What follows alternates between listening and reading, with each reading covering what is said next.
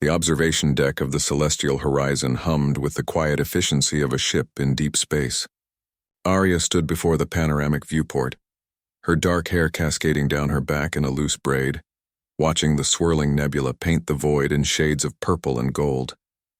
3 months into her assignment as the human xenobiologist aboard the Galactic Coalition's flagship, and she still hadn't grown tired of the view. Behind her, the rest of the crew went about their duties, a mix of species from across the known galaxy. The insectoid Vrixtar clicked at their stations, the aquatic Delphinians glided through their specialized corridors, and the reptilian Sorok delegation maintained their usual stoic silence. Humanity was still the newcomers here, the strange bipeds from a death world who somehow survived a planet where everything tried to kill them. Arya was lost in thought when she felt it, a gentle tug at her hair, near the base of her skull. Then another, and another. She froze. Her hand instinctively moved toward the neural disruptor at her belt. Years of training on Earth's hostile surface kicking in, but the tugging wasn't aggressive. It was insistent, almost playful.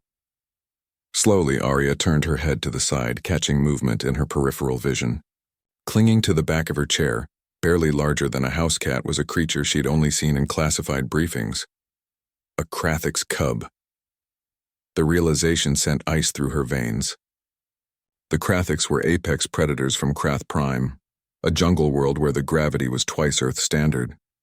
Adult Krathix stood 7 feet tall, with retractable claws that could slice through titanium alloy, bioluminescent markings that hypnotized prey, and a hunting instinct so refined that Galactic Coalition protocols required armed escorts whenever they boarded non-Krath vessels.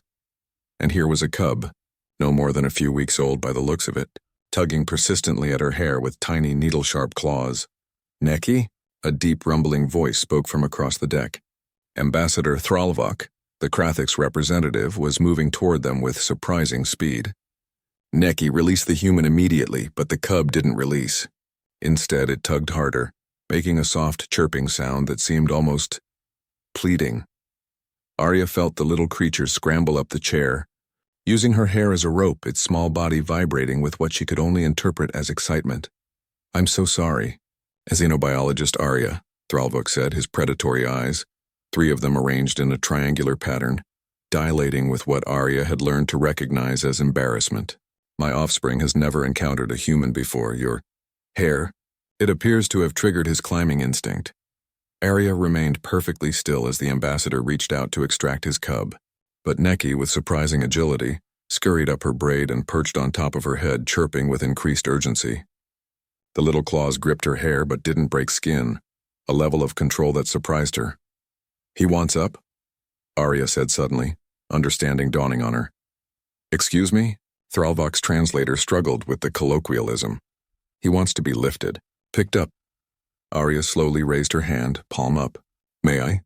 The ambassador's bioluminescent markings flared, a sign of shock among his species. You wish to hold him?" "Arya, he is a predator. Even cubs have been known to—" "I've read the briefings," Arya interrupted gently. "I've also spent 3 years studying predator behavior on Earth, including raising orphaned wolf pups." She smiled slightly. "May I try?" Around them, the observation deck had gone silent. The Vrixtar had stopped clicking. The Delphinians paused in their corridors. Even the Sorok delegation turned to watch. Thralvok's markings pulsed with an emotion Arya couldn't quite read. Finally, he gave a slight nod. Arya reached up slowly, letting Neki sniff her hand. The cub's small snout, not quite reptilian, not quite mammalian, touched her fingers. Then with a delighted chirp, Neki climbed onto her palm, his tiny claws gripping with surprising gentleness. She lifted him, bringing him to eye level. The cub was beautiful, covered in fine scales that shimmered with nascent bioluminescent patterns, large eyes that held an intelligence far beyond what she'd expected, and small but sharp teeth visible in what could only be described as a smile. Neki chirped again, then did something that made the entire observation deck gasp. He pressed his small head against Arya's cheek and began to purr. "Impossible," Thralvok whispered. That is the bonding sound. He only does that with me and his mother." Arya felt warmth spread through her chest. She gently stroked Neki's back with one finger, and his purring intensified. "Maybe," she said softly. He recognizes something familiar. Familiar? Humans and Krathiks evolved on worlds thousands of light years apart.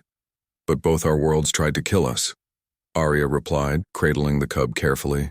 Both our species learned to be strong, to be protective, to form bonds that let us survive. She looked at Thralvok. Maybe he senses that.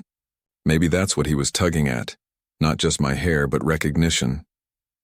Thralvok's markings shifted through a rainbow of colors, the Krathik's equivalent of deep thought.